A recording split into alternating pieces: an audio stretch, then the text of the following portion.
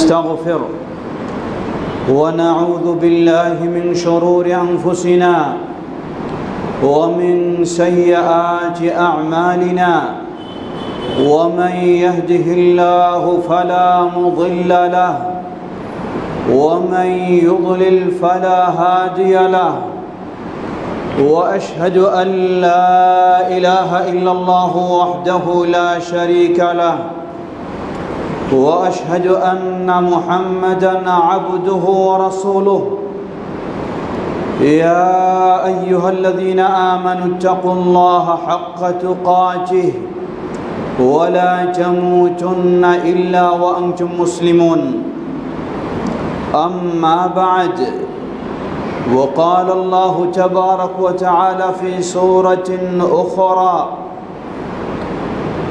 بعد أعوذ بالله من الشيطان الرجيم إنما المؤمنون الذين إذا ذكر الله وجلت قلوبهم وإذا تليت عليهم آياته زادتهم إيمانا وعلى ربهم يتوكلون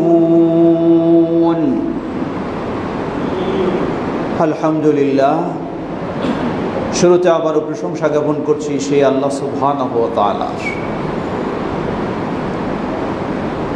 যার পথে আমরা চলার সৌভাগ্য লাভ করেছি, যিনি আমাদেরকে তার পথে চলা সহজ করে দিয়েছেন, তার এই প্রশংসা জ্ঞাপনার্থে বলি আলহামদুলিল্লাহ। অতঃপর অসংখ্য সালাত ও সালাম পেশ করছি প্রিয় রাসূল মুহাম্মদ সাল্লাল্লাহু আলাইহি ওয়াসাল্লাম, তার আসহাবি কেরাম, আহলে বাইত, শেষ দিবস পর্যন্ত তার প্রতিটি একনিষ্ঠ অনুসারীদের উপর। সমবেত মুসল্লিবৃন্দ, মানুষ আল্লাহ সুবহানাহু ওয়া তাআলার সৃষ্টি, আল্লাহর নির্দেশেই মানুষ চলবে। আবার মানুষ যখন তার জীবনে যে কোনো সমস্যার সম্মুখীন হবে, সর্বক্ষেত্রে মানুষ আল্লাহ সুবহানাহু ওয়া তাআলার উপরেই ভরসা করবে। এটি একজন ঈমানদারের দায়িত্ব। আল্লাহ বলছেন ওয়া আলাল্লাহি ফাতাওয়াক্কালু ইন কুনতুম মুমিনিন, তোমরা যদি সত্যিকারী মুমিন হয়ে থাকো একমাত্র আল্লাহর উপরেই তোমরা তাওয়াক্কুল করো, আল্লাহর উপরেই তোমরা ভরসা করো। সূরা আনফালের শুরুতে আল্লাহ বলেন ইন্নামাল মুমিনুনা আল্লাযীনা ইযা যুকিরাল্লাহ ওয়াজিলাত কুলুবুহুম, প্রকৃত মুমিন হলো তারাই যাদের কাছে আল্লাহর স্মরণ করা হলে তাদের হৃদয় কেঁপে ওঠে। ওয়া ইযা তুলিয়াত আলাইহিম আয়াতুহু যাদাতুহুম ঈমানা, আর তাদের কাছে যখন আল্লাহর আয়াতগুলি পাঠ করে শোনানো হয় তাদের ঈমান বৃদ্ধি হয়ে যায়। ওয়া আলা রাব্বিহিম ইয়াতাওয়াক্কালুন, আর এই প্রকৃত মুমিনদের বৈশিষ্ট্য হলো তারা সর্বদাই আল্লাহ রাব্বুল আলামিনের উপরেই তাওয়াক্কুল করে, ভরসা করে থাকে। আমরা যেন সেই প্রকৃত মুমিন হতে পারি, আল্লাহ আমাদের তৌফিক দান করুন।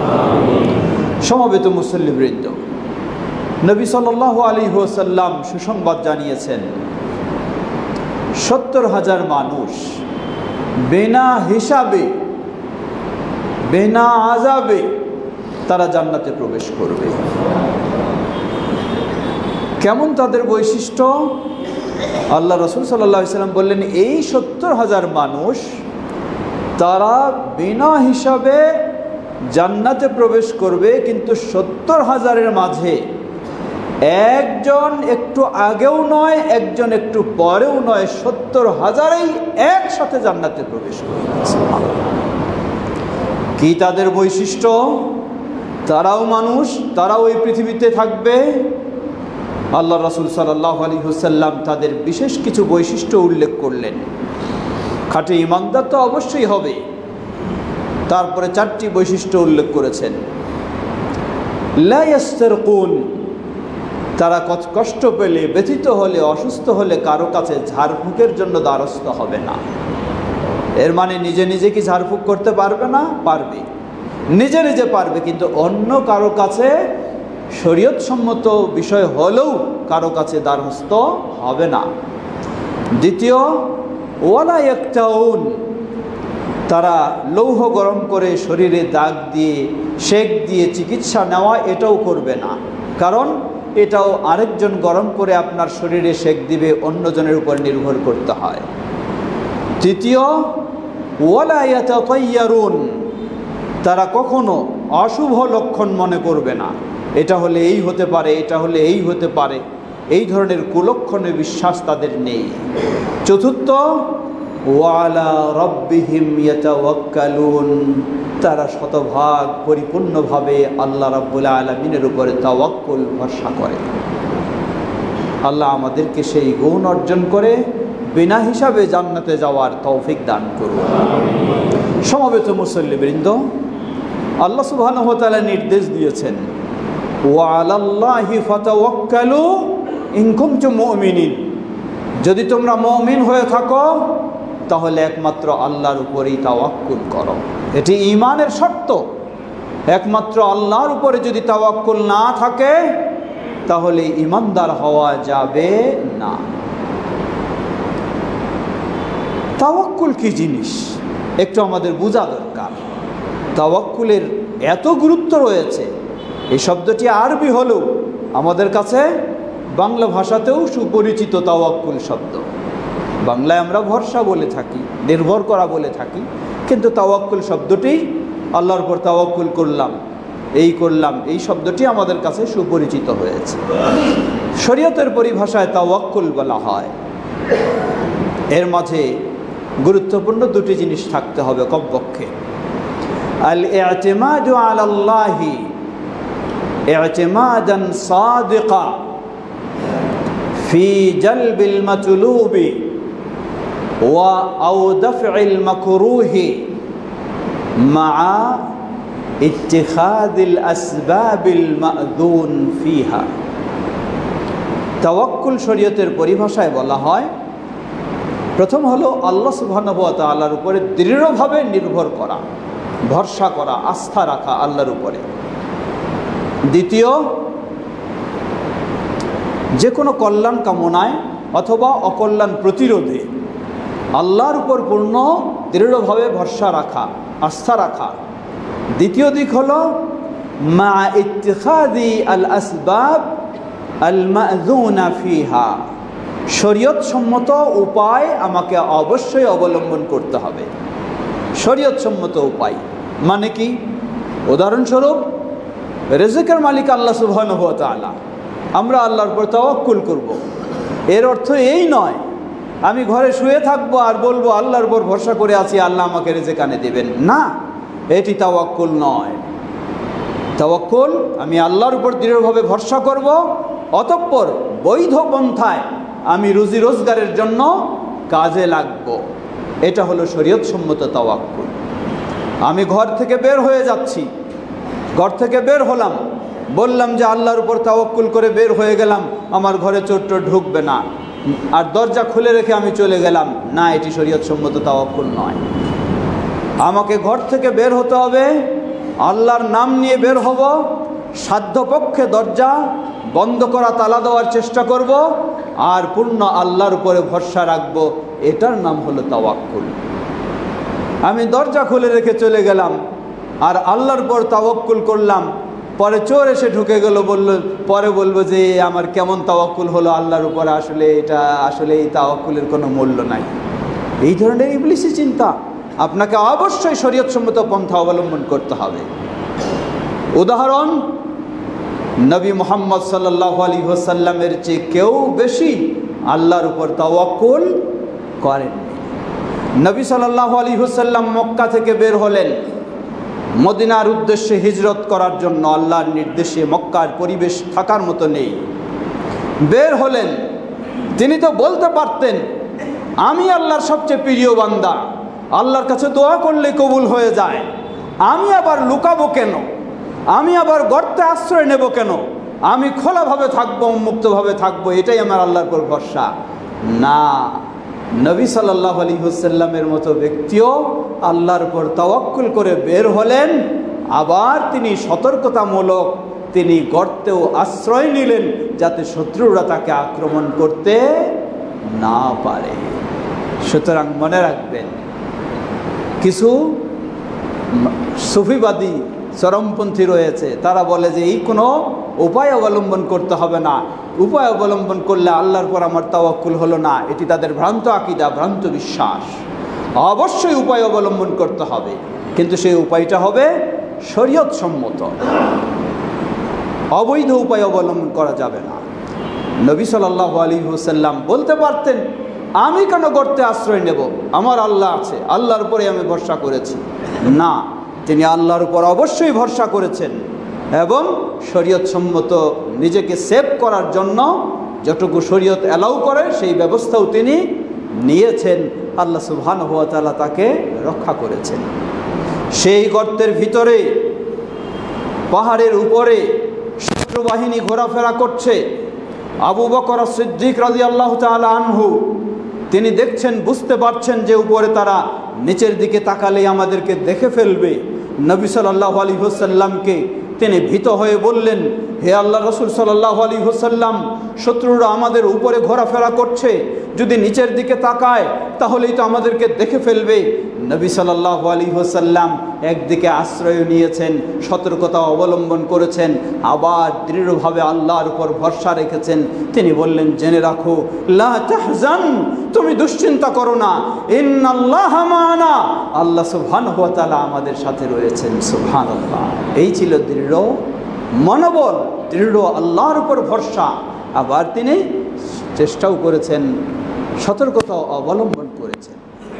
সমবেত মুসল্লিবৃন্দ, সুতরাং আপনাকে অবশ্যই ব্যবস্থা নিতে হবে। ব্যবস্থা নেবেন না, ঘরে বসে থাকে বলবেন, তা হবে না। আরেকটি ছোট্ট উদাহরণ, সহিহুল বুখারীর একটি দীর্ঘ হাদিস নিয়ে এসেছেন ইমাম বুখারী রাহিমাহুল্লাহ। পূর্ববর্তী কওমের একটি ঘটনা। একজন ব্যক্তি তিনি আরেকজন ব্যক্তিকে কিছু ঋণ দিয়েছিলেন বা তার কাছ থেকে ঋণ নিয়েছিলেন, কর্জ নিয়েছিলেন, এবং কর্জ নেওয়ার সময় তাদের দিনকাল নির্ধারণ ছিল যে 3 মাস পর বা এতদিন পর আমি আপনার কর্জ পরিশোধ করব। যিনি নিলেন কর্জ, হাদিস সহিহুল বুখারী, এটি কোনো কাহিনী নয়, যিনি কর্জ নিলেন ভালো মানুষ, তিনি নির্দিষ্ট টাইমে কর্জ পরিশোধ করবেন, তার এই দৃঢ় ইচ্ছা রয়েছে। কর্জ পরিশোধের সময় হয়ে গেল, এখন তিনি ওই লোককে খুঁজে পাচ্ছেন না, অথবা ওই লোক এবং দুইজনের মাঝে একটা নদী, যাওয়ার কোনো মাধ্যম নেই, পথ নেই, কিভাবে তার কাছে এটা পৌঁছাবেন? অথচ সময় হয়ে গেছে, তাকে পৌঁছানোর সময়, ফেরত দেওয়ার সময়। তিনি বসে থাকলেন না, তিনি চেষ্টা করলেন, চলে গেলেন নদীর কিনারায় তার টাকা পয়সা নিয়ে, কোনো পৌঁছানোর মাধ্যম আছে কিনা চেষ্টা করলেন। দেখলেন নদী পার হওয়ার কোনো পৌঁছানোর মাধ্যম নেই। কি করলেন বেচারা? হঠাৎ নদীতে একটা বড় গাছের খণ্ড ভেসে আসছে, তিনি সেটা তুললেন। তুলে তিনি ভাবলেন, কোনো যেহেতু পাঠানোর ব্যবস্থা নেই, নদী পার হওয়ারও উপায় নেই, তিনি সেই কাঠের খণ্ডটা খোদাই করলেন। খোদাই করে যেই পরিমাণ তার কর্জের অর্থ ছিল সেটি সেখানে রাখলেন, রেখে লিখে দিলেন সেখানে এক কাগজে যে এটি আমার, আমি কর্জ নিয়েছি, এখন আপনাকে যথাসময় আমি পৌঁছাতে পারছি না, আল্লাহর উপর ভরসা রেখে আমি আপনার জন্য এটি পাঠানোর ব্যবস্থা করছি। এটি বন্ধ করে দিয়ে তিনি আবার নদীতে সেই কাঠের খণ্ডটাকে ছেড়ে দিলেন। আল্লাহু আকবার। ওই পার্শ্বে ওই ব্যক্তি তিনি আবার অপেক্ষা করে আছেন যে তার তো আমার কর্জ ফেরত দেওয়ার কথা, তিনি তো হয়তো আসতেছেন কোনো দিক থেকে। দেখলেন কোনো বাহন নেই, কোনো আসার পথ নেই। তিনি অপেক্ষা করতে করতে এর মধ্যে দেখছেন যে একটা কাঠের খণ্ড ভেসে আসছে। তিনি সেই কাঠের খণ্ডটাকে তুলে নিলেন, নিয়ে হয়তো বাড়ির কোনো কাজে খড়ি হিসেবে ব্যবহার করবেন, তাই সেটাকে নিয়ে গেলেন বাড়িতে। বাড়িতে নিয়ে খড়ির জন্য আরও ছোট করে যখন কাটার ব্যবস্থা নিলেন, কাঠের ভিতরে, খণ্ডের ভিতরে দেখছেন তার সেই টাকা পয়সা, তার সেই বন্ধু প্রিয় ব্যক্তি লিখে দিয়েছে যে তোমার কর্জের পয়সাগুলি আমি এখানে দিলাম, তোমার কাছে পৌঁছানোর ব্যবস্থা না পেয়ে তিনি সেটা পেয়ে গেলেন। সুবহানাল্লাহ। সত্যি মানুষের হৃদয়ে যদি সততা থাকে, টালবাহানার চিন্তা না থাকে, আর ভরসা করে সেই আল্লাহ সুবহানাহু ওয়া তাআলার উপরে সাধ্যমতো সে যদি চেষ্টা করে, তাহলে আল্লাহ রাব্বুল আলামিন বলেন, ইন্নাল্লাহ ওয়া মান ইয়াতাওয়াক্কাল আলাল্লাহ ফাহুয়া হাসবুহ ইন্নাল্লাহা বালিগু আমরি। যে সত্যিকারীভাবে আল্লাহর উপর ভরসা করবে, আল্লাহই তার জন্য যথেষ্ট হয়ে যায়। সুবহানাল্লাহ, ইন্নাল্লাহা বালিগু আমরি। আল্লাহ সুবহানাহু ওয়া তাআলা তার কাজের পূর্ণতা দান করবেনই। সুবহানাল্লাহ।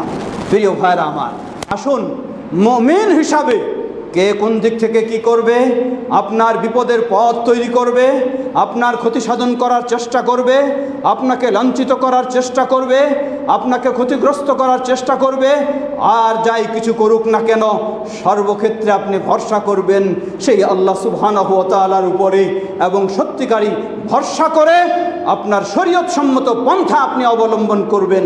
আল্লাহ সুবহানাহু ওয়া তাআলা সেই বাতিলকে পরাজয় করে আপনাকে প্রতিষ্ঠিত করবেনই করবেন ইনশাআল্লাহ। এটি অসংখ্য প্রমাণ। লক্ষ্য করুন, আল্লাহ সুবহানাহু ওয়া তাআলা কোরআনুল কারীমে অসংখ্য তথ্য আমাদেরকে দিয়েছেন। মূসা আলাইহিস সালাতু ওয়াস সালাম যেই সময়ে তার জন্ম, ফেরাউনের ডিক্লারেশন, গোটা রাজ্যে সাম্রাজ্যে কোনো ছেলে সন্তানকে জীবিত রাখা হবে না, ছেলে কারো জন্ম লাভ করেছে জানা গেলেই তাকে ছোট বয়সেই তাকে হত্যা করা হবে। আল্লাহু আকবার। আল্লাহ সুবহানাহু ওয়া তাআলা যাকে রাখবেন কেউ তাকে মারতে পারে না, আর আল্লাহ যাকে মারবেন কেউ তাকে রাখতে পারে না। আল্লাহ যাকে সম্মানিত করবেন যতই অপচেষ্টা করুক না কেন অপমানিত করতে পারে না। হয়তো সাময়িক কিছু, কিন্তু আল্লাহর সম্মানই থাকবে। মূসা আলাইহিস সালামের জন্ম হলো, মা অস্থির, ফেরাউনের বাহিনীর তল্লাশি চলছে, জানতে পারলেই তো হত্যা করবে। মা আল্লাহর কাছে সাহায্য চাইলেন। আল্লাহর পক্ষ থেকে মাকে নির্দেশনা দেওয়া হলো, হে মূসার মা, তুমি একটি বাক্স তৈরি করো, তৈরি করে সেখানে সন্তান রেখে আল্লাহর নামে তুমি পানিতে ছেড়ে দাও। আল্লাহু আকবার। কোনো মা কি সহজে পারবে তার কলিজার টুকরাকে এভাবে পানিতে ভাসিয়ে দিতে? কোশ্চিন কালেও পারবে না। কিন্তু মা যখন প্রকৃতপক্ষে আল্লাহর উপর ভরসা করবে, আল্লাহর উপরে বিশ্বাস রাখবে যে আল্লাহ বাঁচালেই বাঁচবে, আল্লাহ রাখলেই থাকবে, এই বিশ্বাস যখন হবে মায়ের, আর এই ভরসা যখন থাকবে, তখন তো আল্লাহ সুবহানাহু ওয়া তাআলা তাই করবে। আল্লাহর নির্দেশে তাই করলেন। মা ধৈর্য ধারণ করতে পারছেন না, তবু উপায় নেই। সন্তানকে ঘরে রাখলে তো সে নিহত হবেই, হত্যা করবেই ফেরাউনের বাহিনী। সুতরাং আল্লাহর নির্দেশে সেই বক্সে ভরে পানিতে ভাসিয়ে দিলেন। আল্লাহু আকবার। যেই ফেরাউনি হত্যা করার জন্য প্রস্তুত, সেই ফেরাউনের ঘরে আল্লাহ সুবহানাহু ওয়া তাআলা এই মূসাকে পৌঁছে দিলেন। সুবহানাল্লাহ। সেই ফেরাউনের ঘরেই পৌঁছে দিলেন। ছোট্ট বাচ্চা, মায়ের দুধ পান করা ছাড়া তাকে মানুষ করা সম্ভব নয়। কিভাবে মায়ের দুধ পান করাবে? কোন মা তাকে দুধ পান করাবে? আল্লাহ সুবহানাহু ওয়া তাআলা বিস্তারিত ঘটনা কোরআনুল কারীমে তুলে ধরেছেন। আবার আল্লাহ রাব্বুল আলামিন সেই মূসা আলাইহিস সালামকে দুধ পানের কারণে তার মায়ের কাছেই আবার আল্লাহ ফিরিয়ে দিলেন। সুবহানাল্লাহ। কিন্তু এটি ফিরিয়ে দেওয়া হলো যেই ফেরাউন নির্দেশ দিয়েছে ছেলে সন্তানদেরকে হত্যার, সেই ফেরাউনেরই ব্যবস্থাপনায় আবার তার মায়ের কাছে ফিরিয়ে দেওয়া হলো। সুবহানাল্লাহ। এভাবেই আল্লাহ সুবহানাহু ওয়া তাআলার উপরে যে ভরসা করে আল্লাহ রক্ষা করেন। লক্ষ্য করুন, আল্লাহ রাব্বুল আলামিন আরও বিষয় তুলে ধরেছেন। ইব্রাহিম আলাইহিস সালাম, খলিলুল্লাহ, যিনি ইব্রাহিম আলাইহিস সালামের বিরুদ্ধে সকল মুশরিকরা ঐক্যবদ্ধ হয়ে গেল, একমাত্র তিনি একাই তাওহীদের পক্ষে। এরপরেও তিনি আল্লাহর উপর ভরসা করে সংগ্রাম চালিয়ে যাচ্ছেন। সকল মুশরিক ঐক্যবদ্ধ হয়ে ইব্রাহিম আলাইহিস সালামকে দুনিয়া থেকে শেষ করে দেবেন। ইবলিস এসে সুপরামর্শ দিল, বিশাল অগ্নিকাণ্ডের ব্যবস্থা হলো। এই অগ্নিকাণ্ডে নিক্ষেপ করা হবে ইব্রাহিমকে, একেবারে নিশ্চিহ্ন করে দেওয়া হবে। ইব্রাহিমের মতো কেউ কথা বলার জন্য আর পৃথিবীতে সুযোগ না পায়। তাই দৃষ্টান্তমূলক প্রকাশ্যে অগ্নিকাণ্ডে নিক্ষেপ করে তাকে জ্বালিয়ে পুড়ে শেষ করা হবে। আল্লাহু আকবার। ইব্রাহিম আলাইহিস সালাতু ওয়াস সালাম, তার ভরসা অন্য কোনো শাসকের উপরে নয়, অন্য কোনো ক্ষমতার উপরে নয়, অন্য কোনো অর্থের উপরে নয়, অন্য কোনো মানুষের উপরে নয়, তার ভরসা একমাত্র আল্লাহ সুবহানাহু ওয়া তাআলার উপরে। ওই অগ্নিকাণ্ডে যখন তাকে নিক্ষেপ করা হলো, তিনি শুধু একটি বাক্য উচ্চারণ করেছিলেন, হাসবুনাল্লাহ, দুনিয়ার কারো প্রয়োজন নেই, আমার আল্লাহ আমার জন্য যথেষ্ট। সুবহানাল্লাহ, এটি শুধু উচ্চারণ করেছিলেন। আল্লাহ সুবহানাহু ওয়া তাআলা সেই আগুনকে নির্দেশ দিলেন, খুনি বারদাও ওয়া সালামা, হে আগুন, তোমার ক্ষমতা কোথায়?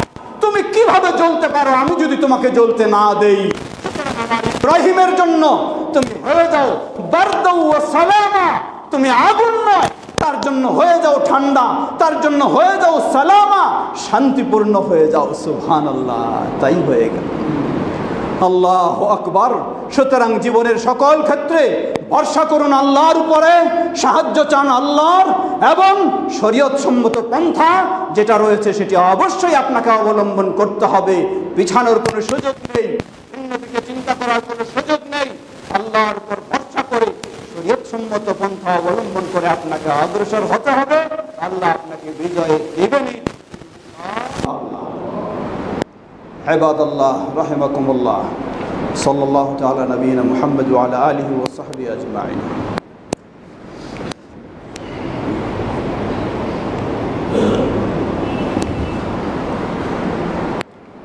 আলহামদুলিল্লাহ, আলহামদুলিল্লাহি রাব্বিল আলামিন, ওয়াসসালাতু ওয়াসসালামু আলা আবদিল্লাহি ওয়া রাসূলিহি নবিয়িনা মুহাম্মদ ওয়া আলা আলিহি ওয়া সাহবিহি আজমাইন। আম্মা বা'দ। সমবেত মুসল্লিবৃন্দ, আবারও ফিরে আসি। বুঝলাম আমরা তাওয়াক্কুলের কথা। তাওয়াক্কুল কাকে বলে তাও আমরা জানলাম। তা শুধু আল্লাহর উপর ভরসা করে চুপ করে থাকা নয়, আল্লাহর উপরে ভরসা করা পূর্ণভাবে এবং শরীয়ত সম্মত পন্থা অবলম্বন করা অবশ্যই করতে হবে। এটার নাম হলো শরীয়তের পরিভাষায় তাওয়াক্কুল। আমরা জানলাম মুমিন হলে অবশ্যই আল্লাহর উপর পূর্ণ তাওয়াক্কুল হতেই হবে। আর এই তাওয়াক্কুলের কারণে দুনিয়ার জীবনেও বিজয় এবং আখিরাতেও আমার জন্য জান্নাত হবে ইনশাআল্লাহ। আল্লাহ সুবহানাহু ওয়া তাআলা অনেকগুলি নির্দেশনা দিয়েছেন বিভিন্নভাবে। কেউ যদি আল্লাহকে তার অভিভাবক হিসেবে গ্রহণ করতে চায় তাহলে আল্লাহর উপরে পূর্ণ তাওয়াক্কুল করতে হবে। ওমাই ইয়াতাওয়াক্কাল আলাল্লাহ ফাহুয়া হাসবুহ। আর কেউ যদি আল্লাহকেই তার সব সফলতার ক্ষেত্রে যথেষ্ট মনে করে তাহলে তাকে পূর্ণভাবে আল্লাহর উপরেই তাওয়াক্কুল করতে হবে। সেই নবী সাল্লাল্লাহু আলাইহি ওয়াসাল্লাম সুসংবাদ দিয়েছেন, কেউ যদি বিনা হিসাবেও জান্নাতে যেতে চায় তাহলে তাকে সর্বোচ্চ আল্লাহর উপরেই তাওয়াক্কুল করতে হবে। আসুন আমরা যেন প্রকৃতভাবে শরীয়ত সম্মত যে তাওয়াক্কুল, সেই তাওয়াক্কুলে আমাদের জীবনে সর্বক্ষেত্রে অবলম্বন করতে পারি। আল্লাহ আমাদের তৌফিক দান করুন। তাওয়াক্কুলের প্রকারভেদ রয়েছে। তাওয়াক্কুল সাধারণত তিন প্রকার। প্রথম হলো তাওয়াক্কুল ইবাদাতিন ওয়া খুদুইন। যেই তাওয়াক্কুলটা হলো পরিপূর্ণ একটা ইবাদত, ভরসাটা পরিপূর্ণ ইবাদত।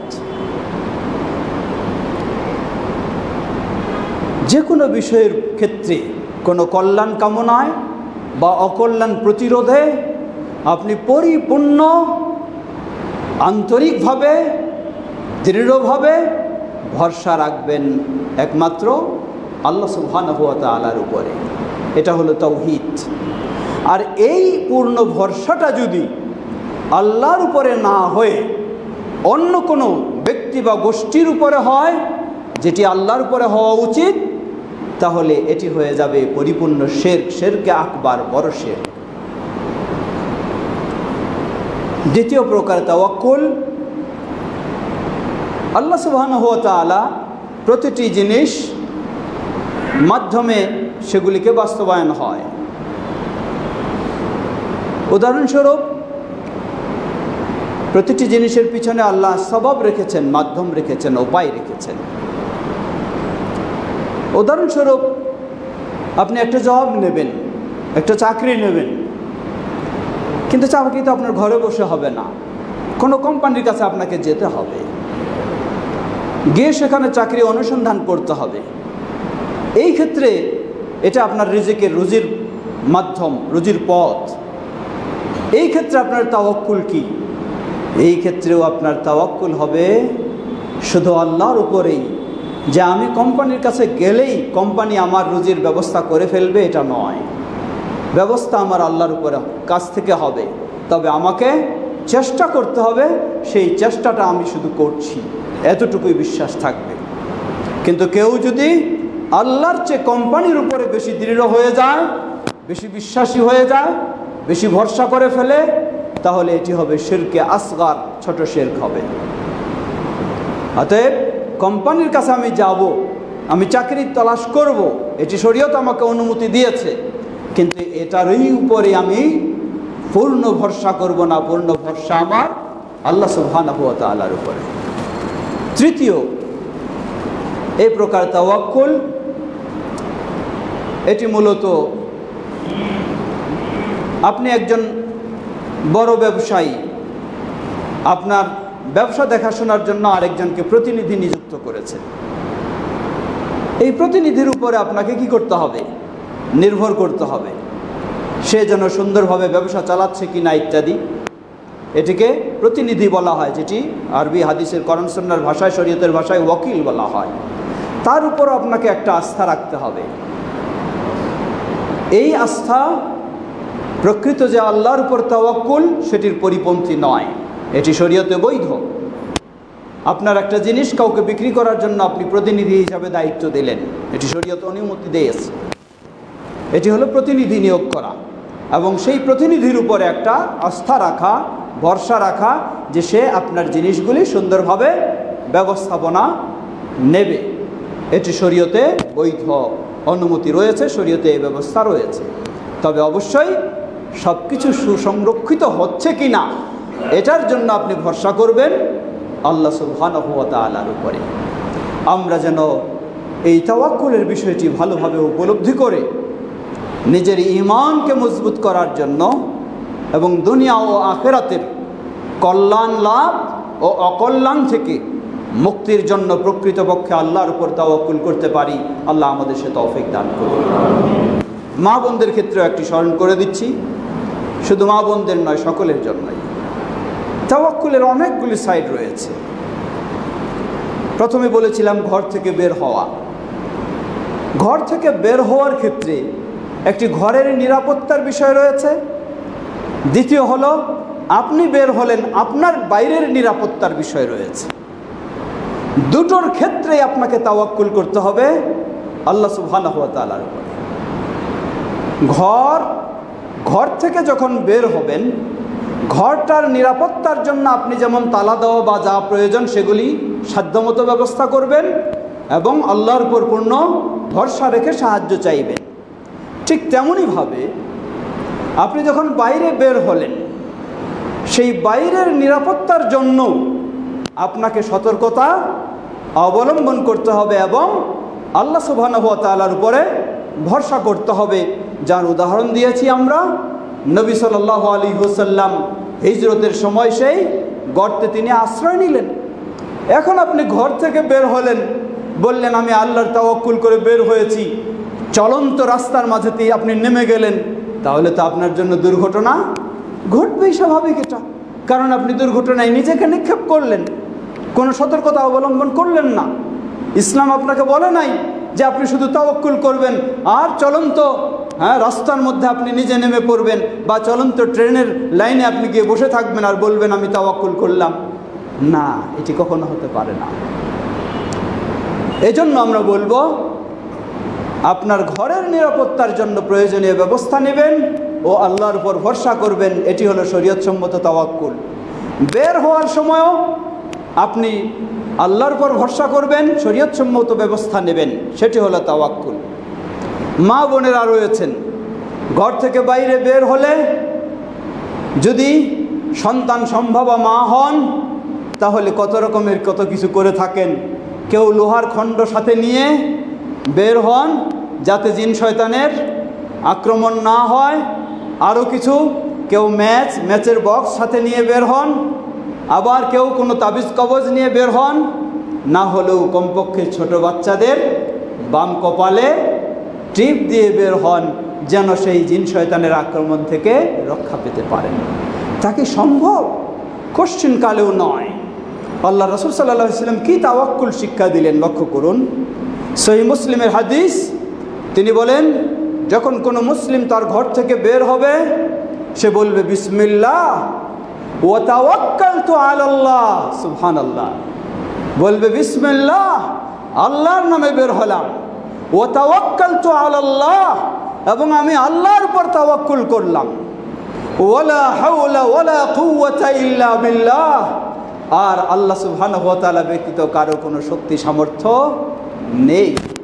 নবী সাল্লাল্লাহু আলাইহি ওয়াসাল্লাম বললেন, কোনো মুসলিম যখন তার ঘর থেকে বের হওয়ার সময় এই দোয়া পাঠ করার সাথে সাথে তার ঘরের বাইরে যে জিন শয়তান তাকে আক্রমণ করার জন্য অপেক্ষায় ছিল, এই দোয়া শোনার সাথে সাথে জিন শয়তানেরা একে অপরকে বলা বলি শুরু করে, কাইফা বিহি ওয়াকাদ হুদিয়া উকিয়া, তোমরা কিভাবে তার জন্য অপেক্ষা করছো, অথচ সে আল্লাহর নামে বের হওয়ার কারণে, আল্লাহর উপর ভরসা করার কারণে সে তো তোমাদের আক্রমণ থেকে নিরাপদ হয়ে গেছে। সুবহানাল্লাহ। আসুন সকল ক্ষেত্রে আমরা প্রকৃতপক্ষে যেন আল্লাহর উপর তাওয়াক্কুল করে নিজেদের ঈমানকে সুন্দর করে নিতে পারি। আল্লাহ আমাদের সকলকে সে তৌফিক দান করুন। ইবাদাল্লাহ রাহমাকুমুল্লাহ, আল্লাহুম্মা সাল্লি আলা মুহাম্মদ ওয়া আলা আলি মুহাম্মদ কামা সাল্লাইতা আলা ইব্রাহিম ওয়া আলা আলি ইব্রাহিম ইন্নাকা হামিদুম মাজিদ। আল্লাহুম্মা বারিক আলা মুহাম্মদ ওয়া আলা আলি মুহাম্মদ কামা বারাকতা আলা ইব্রাহিম ওয়া আলা আলি ইব্রাহিম ইন্নাকা হামিদুম মাজিদ। اللهم ارض عن الخلفاء الراشدين وعن سائر أصحاب نبيك الكريم. اللهم أعز الإسلام والمسلمين واخذل الكفرة والمشركين ودمر ديارهم. হে আল্লাহ, আমাদের দেশ সহ পৃথিবীর সর্বত্র ইসলাম ও মুসলিমদেরকে সমুন্নত করুন। পৃথিবীর সর্বত্র মুসলিমদেরকে কোরআন সুন্নাহর পথে এগিয়ে আসার তৌফিক দান করুন। সেই নির্যাতিত মাজলুম মুসলিমদেরকে আল্লাহ হেফাজত করুন। আমরা নিশ্চয়ই কিছুটা অবগত হয়েছি, সেই সৌদি আরব তৌহিদ ও সুন্নাহর দেশ, সৌদি আরবের বিশেষ উদ্যোগে মুসলিম অমুসলিম সব দেশগুলিকে তারা এই পথে এগিয়ে নিয়ে আসতে সক্ষম হয়েছে আল্লাহর ইচ্ছায়, যে সেই ফিলিস্তিনের রাষ্ট্রকে সুপ্রতিষ্ঠিত করা এবং যুদ্ধবিরতির সেই ক্ষেত্রে আমরা সেই সৌদি আরবের জন্য দোয়া করি। আল্লাহ এই তৌহিদের দেশটিকে আল্লাহ হেফাজত করুন, সেই ফিলিস্তিনের মুসলিমদেরকে আল্লাহ হেফাজত করুন, এবং সেই ঘাতক সন্ত্রাসীদেরকে, ইহুদিদেরকে আল্লাহ তাদের ষড়যন্ত্রে আল্লাহ তাদেরকে ধ্বংস করে দিন। আমাদের এই দেশকেও আল্লাহ হেফাজত করুন, মুসলিমদেরকে তৌহিদ ও সুন্নাহর পথে আল্লাহ চলার তৌফিক আল্লাহ দান করুন। আমাদের মাঝে উপস্থিত অনুপস্থিত অনেকে অসুস্থ রয়েছেন, আল্লাহ আমাদের সকল অসুস্থদেরকে পরিপূর্ণ সুস্থতা দান করুন। অনেকে বিপদগ্রস্ত রয়েছেন, আল্লাহ তাদেরকে বিপদ থেকে পূর্ণ মুক্তি দান করুন। আমাদের প্রিয়জন বাবা মা ভাই বোন যারা বিদায় নিয়ে চলে গেছেন, আল্লাহ তাদের ভুল ত্রুটি ক্ষমা করে তাদেরকে জান্নাতুল ফেরদাউস নসিব করুন। আর আমরা যেন প্রকৃত মুমিন হয়ে আল্লাহর উপর পূর্ণ ভরসা করে আমরা যেন তাওয়াক্কুল করে সঠিক পথে আমরা চলতে পারি, আল্লাহ আমাদের জন্য সেটি সহজ করে দিন। আমাদের সন্তানদেরকে আল্লাহ ইসলামের পথে চলা সেই আলোকে যেন আমরা গড়ে তুলতে পারি, আল্লাহ আমাদের সকলকে সে তৌফিক দান করুন। সুবহানাকাল্লাহুম্মা ওয়া বিহামদিকা আশহাদু আল্লা ইলাহা ইল্লা আনতা আস্তাগফিরুকা ওয়া আতুবু ইলাইক। কাতার সোজা করে